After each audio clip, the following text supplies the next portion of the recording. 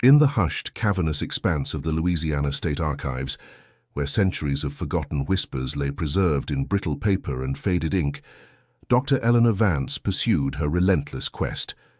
An esteemed historian specializing in the labyrinthine intricacies of antebellum South Plantation life, she navigated the towering shelves with a practiced grace, her fingers dancing across the spines of forgotten ledgers and dusty tomes. Her current focus, a rather unremarkable collection of miscellaneous personal effects from the mid-19th century, had promised little more than tedious cataloguing. Yet, as fate would have it, nestled beneath a stack of decaying legal documents, her hand brushed against something unexpected. A small, leather-bound journal, its cover unmarked, its edges softened by the relentless march of time. The journal was a relic, a phantom limb of a bygone era. Its brittle pages, the color of aged parchment, whispered of secrets long held. A faint, almost imperceptible scent of mildew and dried flowers clung to it, a ghost of its former life. Dr. Vance, accustomed to the thrill of discovery, felt an unusual tremor in her hand as she opened it. The first few entries were, as anticipated, mundane. Weather observations, crop yields, the occasional note about a social call, the typical minutiae of plantation management. She was about to set it aside, dismissing it as another unremarkable find, when a sudden shift in the handwriting, a more deliberate, almost manic script, caught her eye. The date was 1852.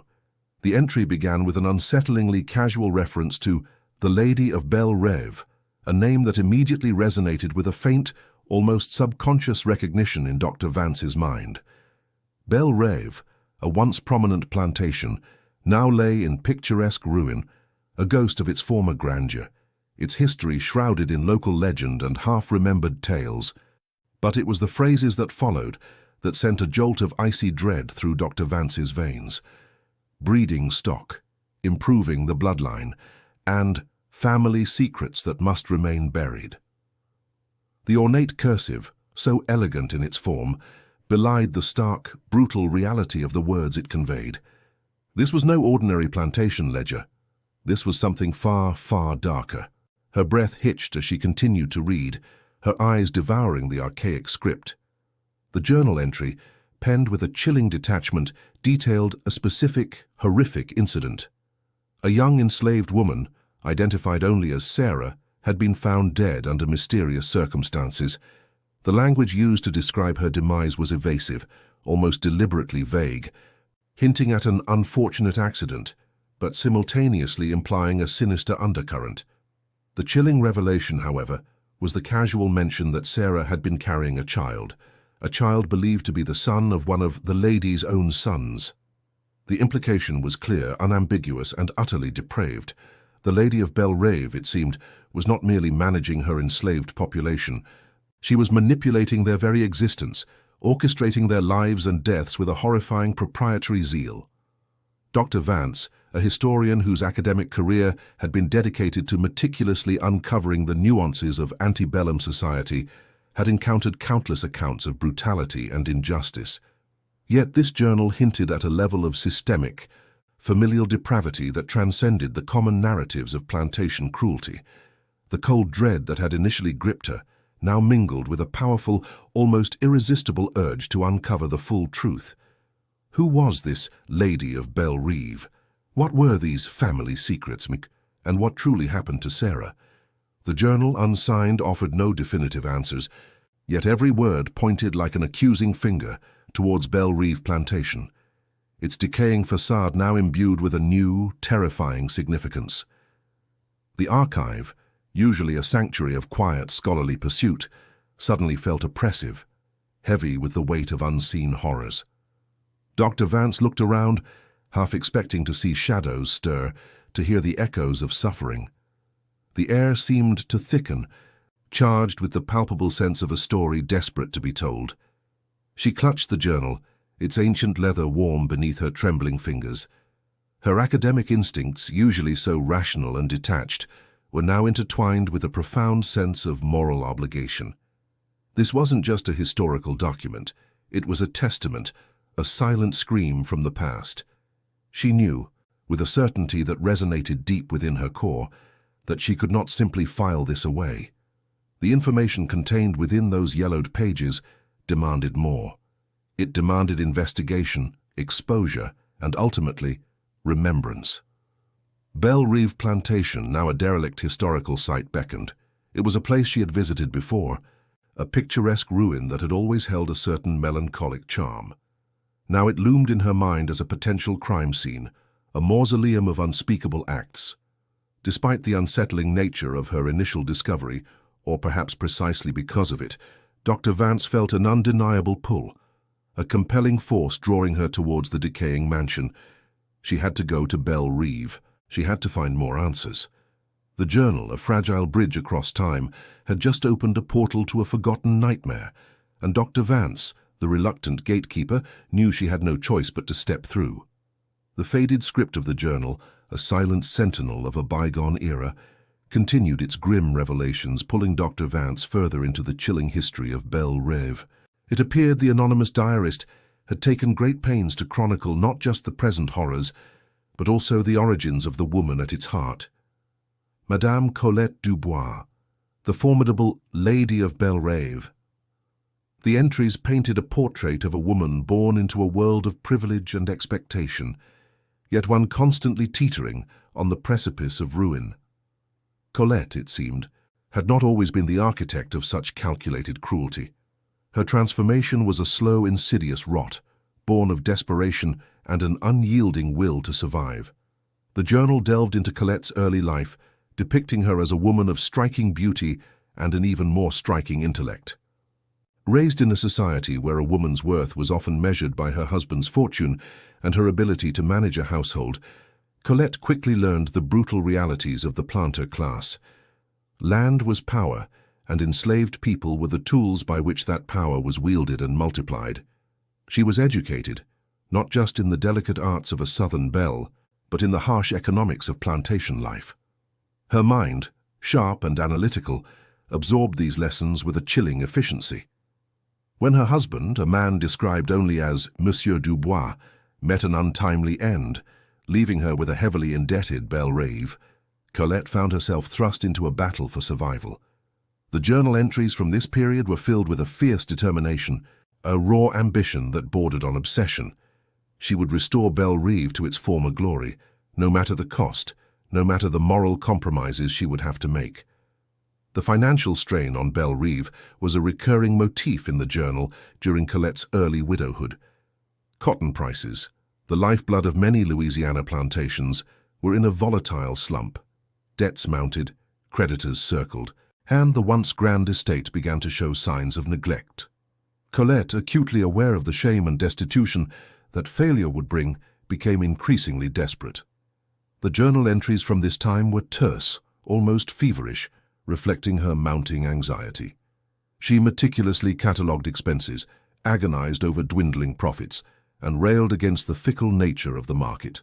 This intense pressure, this constant gnawing fear of losing everything, served as the crucible in which her monstrous ideology was forged. It was amidst this financial turmoil that the genesis of her horrific idea began to take root. The journal, through its careful, almost clinical observations, revealed Colette's twisted logic. She viewed the enslaved people on her plantation not merely as laborers but as assets, as property that could be improved and multiplied for profit, much like her cotton crops or her livestock. The concept of breeding them, like animals, slowly emerged in her mind as a cold, rational solution to her burgeoning financial woes. If she could increase the birth rate, if she could produce more stock, she could stabilize Belle Reve's future. The journal meticulously documented her first tentative steps towards this dehumanizing enterprise, detailing her observations of the enslaved population, her calculations of their reproductive potential, and her chillingly detached plans for their future. It was a gradual descent into depravity, each step justified by the crushing weight of her ambition and the perceived necessity of her survival. The journal also offered a disturbing glimpse into the upbringing of Colette's two sons, Antoine and Henri. They were, according to the entries, raised not as independent individuals, but as extensions of Colette's own will, instruments in her grand design for Belle Reve. From their earliest years, they were indoctrinated with the belief that their family's prosperity was paramount and that the enslaved people were merely a means to that end. The journal described Colette's meticulous efforts to mold their perceptions, to instill in them a sense of entitlement and an unquestioning acceptance of their absolute authority over the lives of others. They were taught to view the enslaved as property, as tools, as commodities to be managed and exploited for the greater good of the Dubois legacy. The entries detailed how Colette subtly, and then not so subtly, began to involve her sons in the management of the enslaved population, preparing them for a future where they would inherit not just the land, but also the monstrous ideology that sustained it. The foundation was being laid, brick by chilling brick, for the atrocities that would later define Belle Reve. The journal's anonymous author, whether a close confidant or Colette herself in moments of unsettling self-reflection, painted a vivid picture of this calculated indoctrination. Antoine, the elder son, appeared to absorb his mother's lessons with an alarming readiness, displaying an early aptitude for control and a callous disregard for the humanity of the enslaved. Henri, the younger, was depicted with a slightly more nuanced hand, hints of a nascent sensitivity occasionally flickering through the rigid upbringing. Yet, even Henri was undeniably shaped by the pervasive influence of his mother's iron will and the brutal realities of plantation life. The journal entries made it clear that Colette's ambition was not just for herself, but for the continuation of her line, ensuring that her twisted legacy would endure through her sons. The stage was set for a generational perpetuation of horror, all meticulously documented within the brittle pages now held in Dr. Vance's trembling hands. The journal entries, growing increasingly disturbing, meticulously documented Colette's systematic approach to her abhorrent breeding program. It was a cold, calculated endeavor, stripped of all humanity, driven solely by the relentless pursuit of profit and the stabilization of Belle Reve's precarious finances. Colette, with a chilling detachment, began to select enslaved women based on specific physical attributes, believing that certain traits would produce stronger, more resilient offspring. Her criteria were purely utilitarian, focused on perceived health, fertility, and physical robustness, treating human beings as mere components in a genetic experiment. The journal detailed her observations, her cold assessments of these women, and her theories on how to best optimize their reproductive output for the plantation's benefit. It was a horrifying testament to the dehumanizing depths to which she had sunk. The true horror, however, deepened with the gradual revelation of her son's involvement. Initially, Antoine and Henri's roles were supervisory, ensuring that Colette's matches were made, overseeing the designated pairings, and reporting back on the progress of the enslaved women.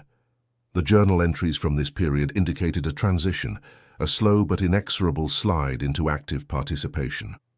Colette, a master manipulator, framed their involvement as a sacred duty to the family, an essential contribution to the survival and prosperity of Belle Reve. She appealed to their sense of responsibility, their entitlement, and their inherited belief in their absolute dominion over their human property. The coercion and abuse inflicted upon the enslaved women were meticulously, if subtly, hinted at within the journal's pages. The entries spoke of encouraging compliance, of managing resistance, and of the necessary firmness required to ensure the program's success. These euphemisms, however, could not mask the underlying despair and terror that must have gripped these women. The journal chillingly recounted instances where women, initially reluctant or defiant, eventually submitted, their spirits broken by the relentless pressure and the lack of any recourse. A specific entry mentioned a young woman named Eliza, chosen for her robust physique and her perceived fertility. The language used to describe her cooperation was veiled, yet it spoke volumes of the psychological and physical torment she endured. Her story, like so many others, was reduced to a cold statistic in Colette's monstrous ledger. The journal served as a chilling chronicle of Antoine and Henri's descent into cruelty. What might have begun as initial hesitation, perhaps even a flicker of discomfort, slowly eroded under Colette's relentless influence and the pervasive dehumanization inherent in the system. Antoine, the elder son, appeared to embrace his role with a chilling zeal. The entries suggested his growing enjoyment of the power he wielded, his increasing callousness towards the enslaved women under his charge. He became an active participant in the sexual exploitation, viewing it not as a moral transgression, but as a legitimate and necessary component of the breeding program. His mother's teachings had taken root, transforming him into a mirror image of her ruthless ambition. Henri, on the other hand, was portrayed with slightly more complexity. While he participated, the journal occasionally hinted at internal conflict, a fleeting moment of unease, a reluctance that Antoine did not share. However, Colette's manipulation was absolute. She framed their actions as a collective family effort, an unbreakable bond forged in the crucible of their shared ambition. She reminded them of their duty, their lineage, and the shame that would befall them should they fail. Under her relentless pressure, Henri too became desensitized, his conscience slowly dulled by the pervasive brutality and the insidious justification offered by his mother. They were both complicit, their hands stained by the unspeakable acts orchestrated by the Lady of Belle Reve. The journal entries around this period boasted of the program's success. Birth rates on Belle Reve began to climb, a fact Colette recorded with triumphant satisfaction. She saw this increase not as a tragic consequence of her barbarity, but as a vindication of her ruthless efficiency. The plantation's financial situation, once precarious, began to stabilize, then improve, solidifying her belief in her horrific methods.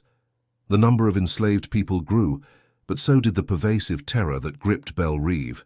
The entries, written with a chilling pride, detailed the healthy new additions to the plantation, never once acknowledging the profound suffering and injustice that brought them into existence. Colette saw only numbers, only assets, only the undeniable proof that her monstrous enterprise was yielding its desired results. The growing population of enslaved people, however, brought with it an escalating atmosphere of fear and resentment. The journal, despite Colette's attempts to portray absolute control, occasionally betrayed glimpses of the simmering unrest beneath the surface. The entries spoke of disciplinary measures, of unruly elements, and of the necessity of maintaining order. These veiled references underscored the fact that even Colette's iron will could not completely extinguish the human spirit, nor the deep-seated anger and despair that permeated every corner of Belle Reve. The success of her program was built on a foundation of terror, and the journal, in its cold, clinical detail, served as an unwitting testament to this horrifying truth. The plantation, once a symbol of southern grandeur, had become a factory of human misery, its very existence sustained by the exploitation and dehumanization of its enslaved inhabitants, all meticulously overseen and documented by the Lady of Belle Reve and her complicit sons. The facade of Colette's triumphant efficiency began to crack as the journal entries ventured into the volatile realm of resistance. Despite the iron grip Colette sought to impose, the enslaved community at Belle Reve was not entirely broken. Subtle defiance, whispered acts of rebellion, and sometimes outright challenges to the brutal regime began to surface, each instance meticulously, if grudgingly, recorded in the journal. A specific entry marked by a rare tone of frustration from the author spoke of a field hand named Jacob. Jacob, a man of quiet strength and unwavering devotion, had attempted to shield his wife, Martha, from Colette's predatory schemes. Martha, known for her vibrant spirit and sharp wit, had been marked by Colette as a prime candidate for the breeding program, her perceived fertility a valuable commodity. Jacob's protective stance, though ultimately futile against the overwhelming power of the Dubois family, was noted as a significant disruption, a tiny ember of defiance in the vast darkness of Belle Reve. The journal recorded the swift and brutal consequences Jacob faced, a warning to others, yet it also acknowledged the ripple effect his actions had on the morale of the enslaved community, fostering a quiet solidarity that Colette found increasingly difficult to suppress entirely. Beneath the surface of Colette's meticulously controlled world, internal strife also began to fester within her own family. The journal, with its increasingly detailed observations, hinted at growing tensions between Antoine and Henri, the two sons Colette had so carefully molded. Antoine, the elder, had fully embraced his mother's ruthless philosophy, his inherent cruelty amplified by the power he wielded.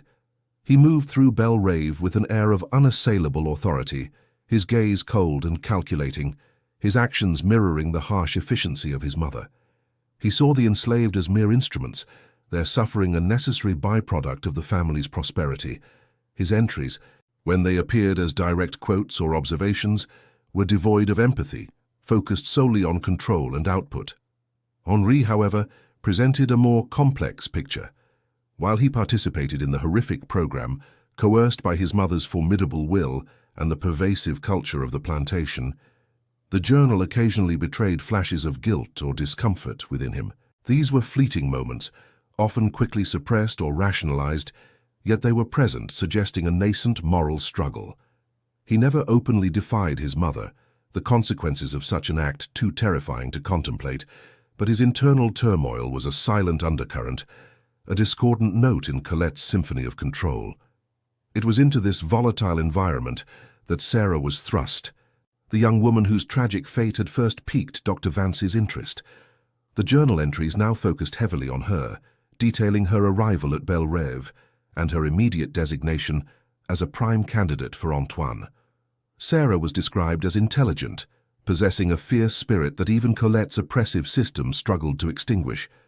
Her defiance was not overt rebellion, but a quiet, unyielding strength that set her apart.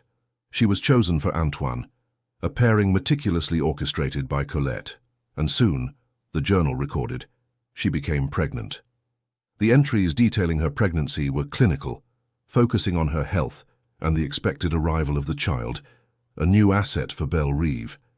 Yet beneath the detached language, one could discern Colette's growing frustration with Sarah's unyielding nature. Sarah's pregnancy, rather than making her compliant, seemed to ignite a deeper, more profound resistance within her. The journal entries around this period were filled with Colette's increasing frustration and anger. Sarah, it seemed, refused to be broken. She openly, albeit subtly, spoke against Colette and Antoine, her words carrying a quiet power that resonated with the other enslaved people. She became a symbol of defiance, her spirit an unexpected catalyst for unrest. The journal recorded instances of growing discontent among the enslaved population, attributing it directly to Sarah's insubordination. This open challenge to their authority infuriated Antoine. He saw her defiance not just as a personal affront, but as a direct threat to his power and the stability of the breeding program. His reaction was swift and brutal. The journal hinted at his escalating violence towards her, veiled references to corrective measures, and disciplining her spirit, masking the horrific abuse Sarah endured. Antoine's rage, fueled by his mother's teachings and his own sense of entitlement, became increasingly unchecked, a dangerous force within the already oppressive confines of Belle Reve. The journal's tone, already grim, became markedly more ominous as it approached the entries concerning Sarah. Colette's frustration turned to a cold, calculated anger. The entries were filled with her pronouncements on Sarah's insolence and the necessity of reasserting control. There were veiled threats, increasingly explicit mentions of handling the problem of Sarah's defiance, as if she were a troublesome animal rather than a human being carrying her son's child. The language grew sharper, the intent clearer, painting a chilling picture of a woman pushed to her limits, ready to take extreme measures to maintain her absolute authority and the perceived success of her horrific enterprise. The fate of Sarah, it became terrifyingly clear, was sealed by her refusal to be silenced, her courage a fatal flaw in the eyes of the ruthless lady of Belle Reve. The pages crackled with an unspoken dread, leading inexorably towards a tragic conclusion. The journal entry explicitly detailed the accident of Sarah's death, a passage crafted with a chilling precision designed to deflect suspicion. It reported that Sarah, in a moment of carelessness, had fallen from a loft in one of the outbuildings, sustaining injuries that proved fatal. The words were carefully chosen, painting a picture of a tragic mishap, an unfortunate incident attributable only to fate and Sarah's own supposed clumsiness.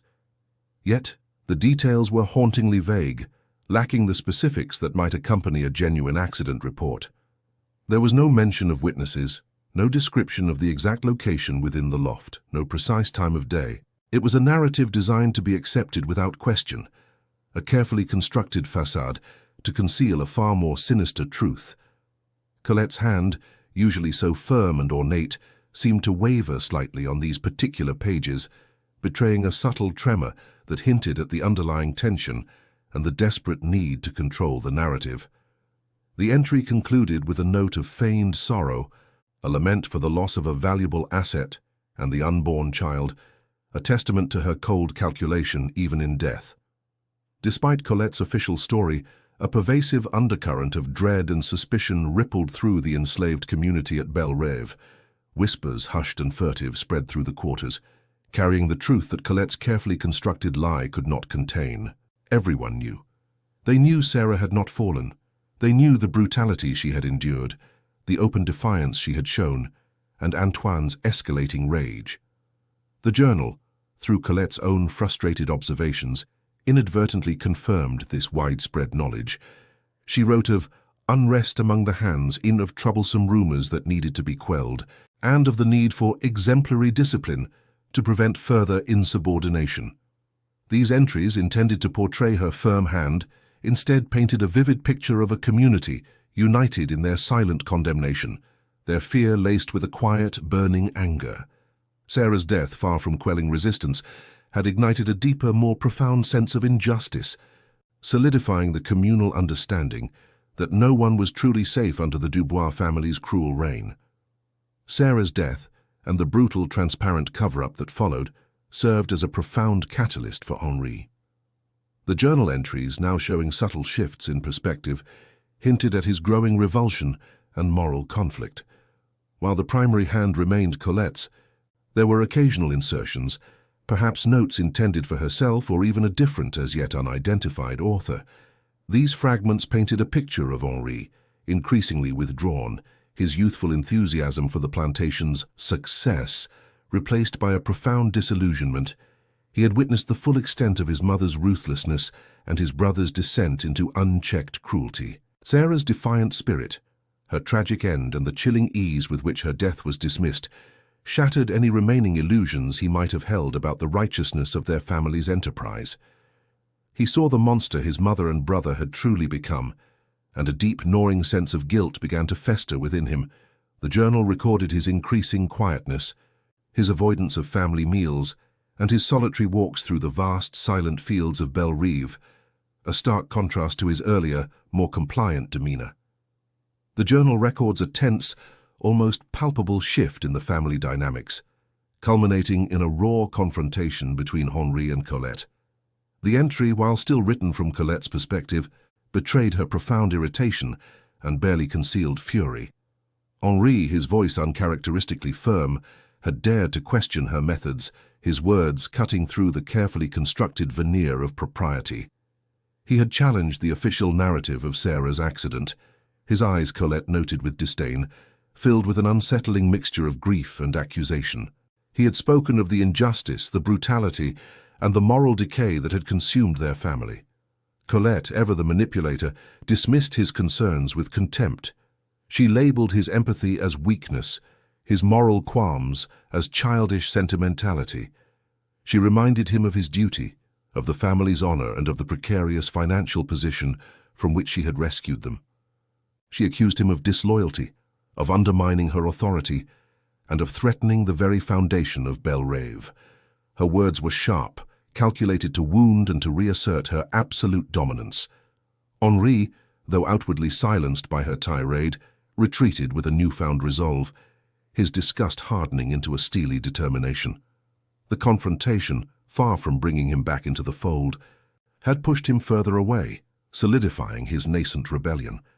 It was in the aftermath of this searing exchange that the journal entries took an even more clandestine turn. Henri, now fully estranged from his mother's ideology, began to seek alternative paths. The journal, through fragmented and sometimes coded references, revealed his secret alliance. He started communicating with an abolitionist contact in New Orleans, a man known only by the initial M, or perhaps a sympathetic figure within the city's nascent anti-slavery movement. These entries were not written by Colette, but appeared as hurried, almost desperate additions, perhaps slipped into the journal's pages by Henri himself, or recorded by an unknown confidant who shared his growing unease. They spoke of coded messages, clandestine meetings, and the immense risks involved in such an undertaking. Henri was looking for a way out, not just for himself, but for the enslaved people of Bel-Rave. He understood that simply leaving would not be enough. The truth of his family's atrocities needed to be exposed, their reign of terror brought to an end. The journal now became more than a record of Colette's monstrous ambition. It was slowly transforming into a desperate plea for justice, a testament to one man's struggle to reclaim his humanity in the face of unimaginable evil. His entries, though sparse, were filled with a sense of urgency, a growing desperation to act before more lives were irrevocably destroyed. He knew the immense danger he was courting, but the weight of Sarah's death and the countless other nameless victims had become an unbearable burden. He was determined to find a way to expose his family, to shine a light on the darkest secrets of Bel-Rave, even if it meant risking everything he held dear. The journal, once a tool of oppression, was slowly being repurposed, becoming a silent, dangerous weapon in the hands of a man seeking redemption. Henri, consumed by a burning need for justice and redemption, began his meticulous and perilous task of gathering evidence against his mother and brother. The journal entries, now clearly a patchwork of Colette's clinical observations and Henri's desperate, hurried additions, charted his clandestine efforts. He navigated the plantation with a new purpose, no longer a complicit observer, but a silent, watchful spy within his own family's domain. He recorded names of enslaved individuals, dates of horrific incidents and specific atrocities committed under Colette's brutal regime. He noted the increasing frequency of punishments, the forced pairings, and the heartbreaking separations of families. Every whispered conversation among the enslaved, every strained interaction, every casual cruelty he witnessed became another piece of his growing dossier. He meticulously detailed the financial transactions, the sales of excess stock, and the calculated profits derived from human suffering. He knew that for his story to be believed, it needed irrefutable proof, a stark contrast to the vague pronouncements of his mother's official records. His heart pounded with fear, with every scratch of his pen, every hidden note. But the memory of Sarah's lifeless form and the silent suffering of countless others steeled his resolve. He often wrote in the dead of night, by the flickering light of a stolen candle, the shadows of his room mirroring the dark secrets he was unearthing. A pivotal and terrifying event occurred, one that solidified Henri's resolve and accelerated his plans. A fire broke out in one of the slave quarters, erupting violently in the pre-dawn hours. The journal in Colette's hand dismissed it as an unfortunate accident, a result of a carelessly overturned lamp. But Henri's additions, scrawled in the margins and on separate, carefully hidden pages, told a different story.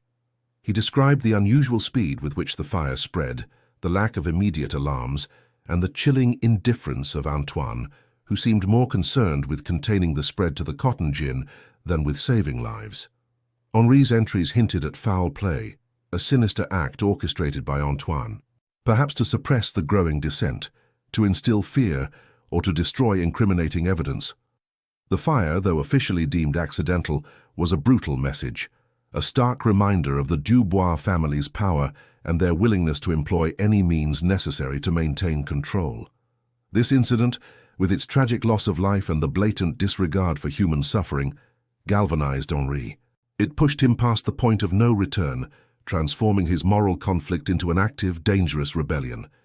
He realized that passive evidence gathering was no longer enough. He had to act. Driven by this new urgency, Henri embarked on his most dangerous act of defiance yet. He orchestrated an escape. Working in utmost secrecy, he helped a small group of enslaved people escape Bel-Rave. The journal detailed the immense risks involved, the labyrinthine planning, and the constant fear of discovery. He used his privileged access to the plantation's layout, knowledge of the guards' patrols, and his understanding of the surrounding terrain. He provided them with meager supplies, a map, and directions to a safe house known to his abolitionist contact. The entries described the tense, moonless nights, the hushed whispers, and the palpable terror of those seeking freedom. He felt the weight of their lives in his hands, the immense responsibility of their desperate hope. Each successful departure was a small victory, a tiny chip in the monolithic cruelty of Belle Reve, yet it also heightened the danger to himself. He knew that discovery would mean not only his own ruin, but also the certain capture and brutal punishment of those he sought to help. This act of direct intervention, a betrayal of his family in the most profound sense, marked his full commitment to dismantling the monstrous system his mother had built. The inevitable, terrifying moment arrived. Antoine discovered Henri's betrayal. The journal, suddenly devoid of Colette's entries, now became solely Henri's desperate narrative. He described a violent, explosive confrontation between the brothers. Antoine, his face contorted with rage, accused Henri of treason, of undermining everything their family stood for. He felt a profound sense of betrayal, not just of family loyalty, but of the very principles of their wealth and power. Antoine's fury was a raw, visceral force, born of his belief in their inherent superiority, and Henri's unforgivable act of siding with property over family. Henri, no longer shrinking from his brother, stood his ground, his fear tempered by a righteous anger. He spoke of Sarah, of the fire, of the countless lives destroyed, but Antoine's ears were deaf to reason, blinded by his own entitlement and his mother's teachings. The confrontation was physical, a brutal struggle that left Henri bruised and shaken, but unbroken. Antoine swore vengeance, promising to make Henri pay for his disloyalty, for daring to challenge their unassailable authority. The journal's final entries, written in a frantic, almost illegible scrawl, were entirely Henri's. He detailed his profound fear for his own life, knowing that Antoine's wrath, once unleashed, would be merciless. Yet his determination to expose the truth burned brighter than ever. He described the urgent need to ensure his evidence would see the light of day, even if he did not survive. He outlined his plan to hide the journal, believing it might be the only way for the full, unvarnished story of Belle Reve to finally emerge. He wrote of a specific hiding place within the plantation, a secret compartment he had discovered as a child, a place that had remained undisturbed for decades. He meticulously detailed its location, behind a loose brick in the old unused fireplace in the forgotten study on the second floor, a room rarely visited since his grandfather's death. He poured out his heart, his regrets, his hopes for a future where such atrocities could never again be hidden. He wrote of the names of those he had helped escape, their courage a beacon in his darkening world. He concluded with a desperate plea, an appeal to whoever might find his journal to expose the truth, to give voice to the voiceless, and to bring, however belatedly, a measure of justice to Belle Reve. His final words were a testament to his sacrifice, a desperate gamble that his hidden truth would one day shatter the comfortable lies of his family's legacy. Back in the present, the Louisiana sun beat down relentlessly on Dr. Eleanor Vance as she finally arrived at the gates of Belle Reve Plantation. The once grand, imposing entrance, now rusted and overgrown, groaned in protest as she pushed it open. The air was thick with humidity and the scent of decay, a heavy, oppressive atmosphere that seemed to cling to her skin. The magnificent oak trees, draped with Spanish moss, cast long, eerie shadows across the dilapidated grounds, their ancient branches twisting like skeletal fingers. The manor house itself, a decaying testament to a forgotten era, stood silent and brooding, its windows like vacant eyes staring out at a world that had long since moved on. The paint peeled in long, curling strips, and sections of the porch had succumbed to rot, threatening to collapse under their own weight. Dr. Vance felt the weight of the past press down on her, a palpable sense of sorrow and untold stories emanating from the very stones of the place. It was more than just an old building. It was a mausoleum of forgotten suffering, a monument to the horrors she had only glimpsed in the journal. A shiver, despite the heat, traced its way down her spine. Armed with the clues from Henri's harrowing final entries, Dr. Vance began her methodical search of the old plantation house. The silence within was profound, broken only by the creak of her shoes on the warped floorboards and the rustling of unseen creatures in the walls. Dust motes danced in the shafts of light that pierced the grimy windows, illuminating the pervasive neglect. As she moved through the empty, echoing rooms, she encountered an elderly man, Mr. Silas, meticulously sweeping the main hall. He was the local caretaker, a man whose face was etched with the lines of generations lived on this very soil. He moved with a slow, deliberate rhythm, as if every sweep of his broom was a ritual against the encroaching decay. Dr. Vance introduced herself, explaining her historical research. Mr. Silas, initially reserved, his eyes clouded with a deep-seated weariness, reluctantly began to share local legends and whispers about the Dubois family. He spoke of the lady's iron will and the dark times, his voice barely above a whisper. He mentioned hushed tales of lost souls and unnatural prosperity, confirming many of the horrors that Henri's journal had only hinted at. He spoke of the enslaved people with a quiet reverence, and of the Dubois family with a chilling detachment, as if they were figures from a cautionary tale rather than real people.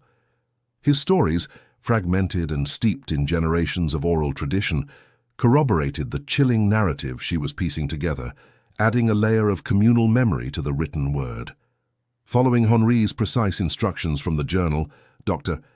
Vance made her way to the second-floor study, a room steeped in shadows and the faint scent of aged paper and forgotten pipe tobacco.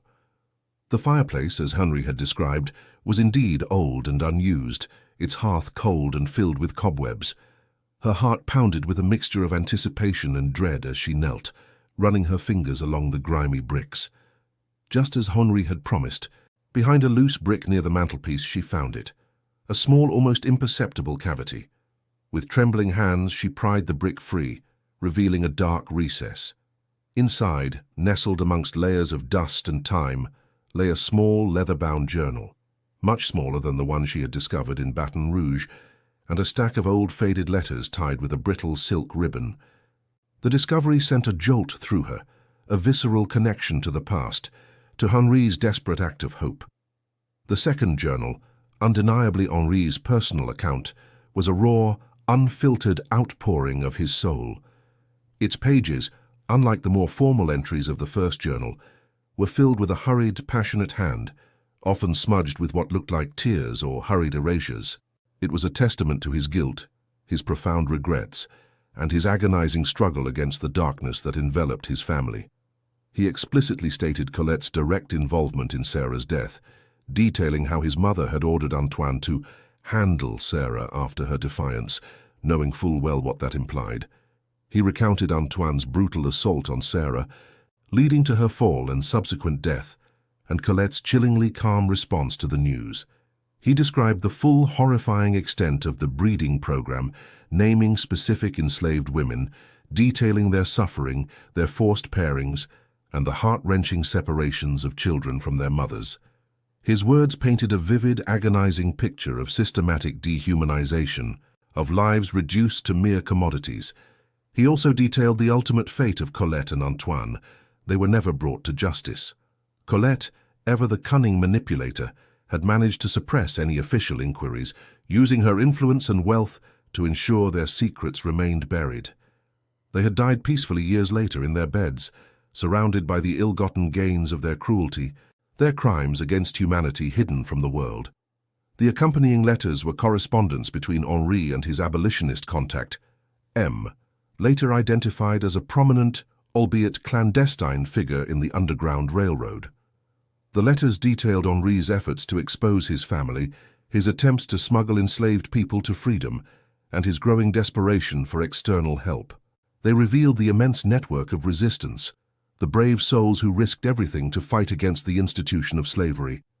Henri's journal also contained a list, a meticulous record of every enslaved person at Belle Reve, their ages, their families, and their designated roles, a stark reminder of their status as chattel.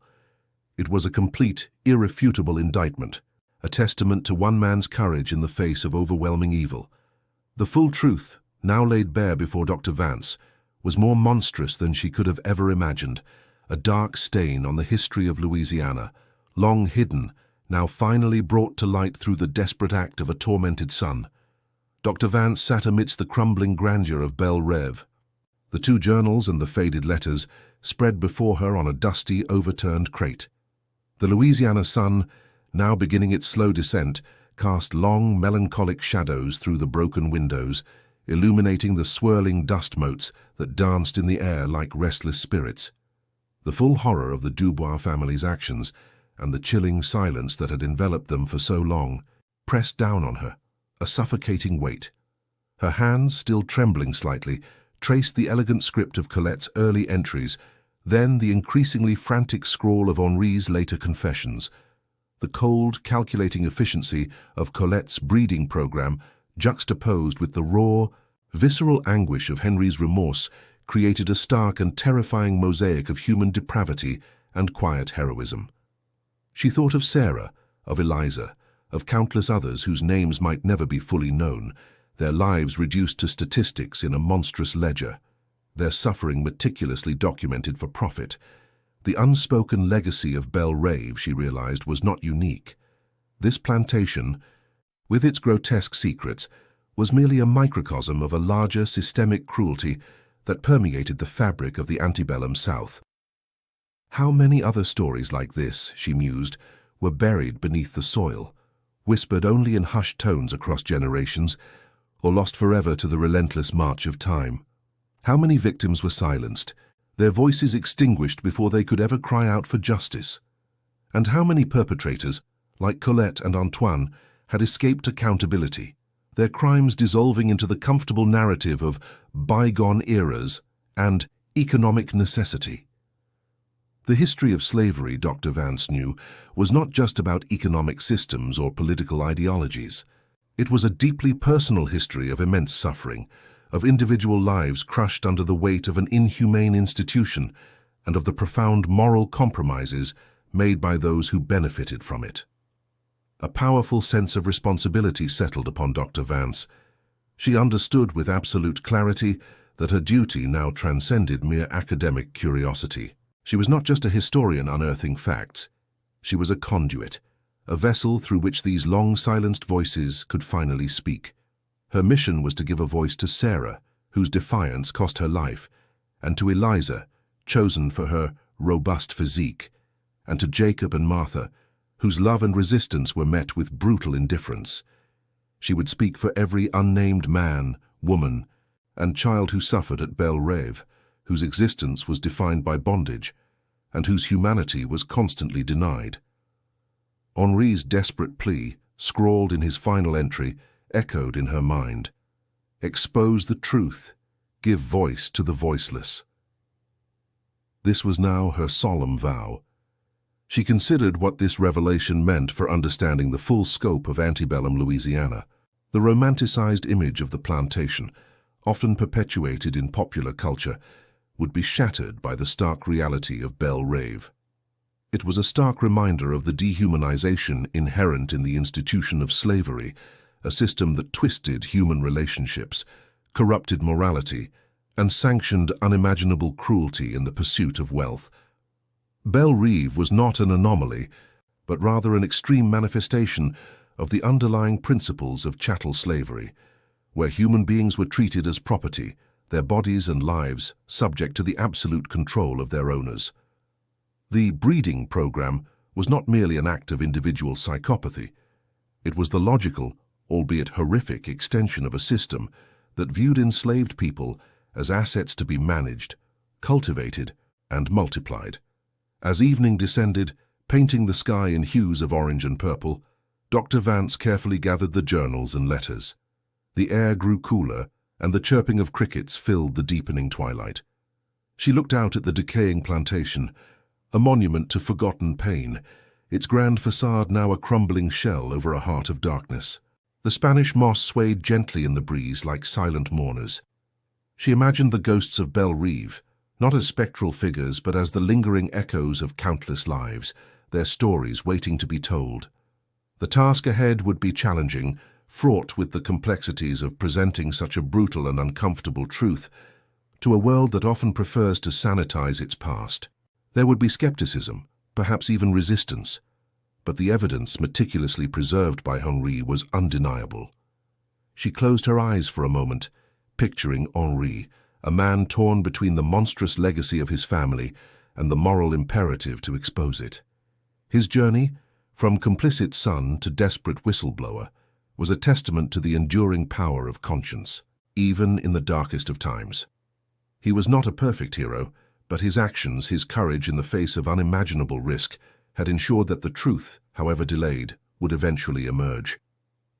Dr. Vance promised to publish her findings, to meticulously document every detail, every name, every act of cruelty, and every act of quiet resistance.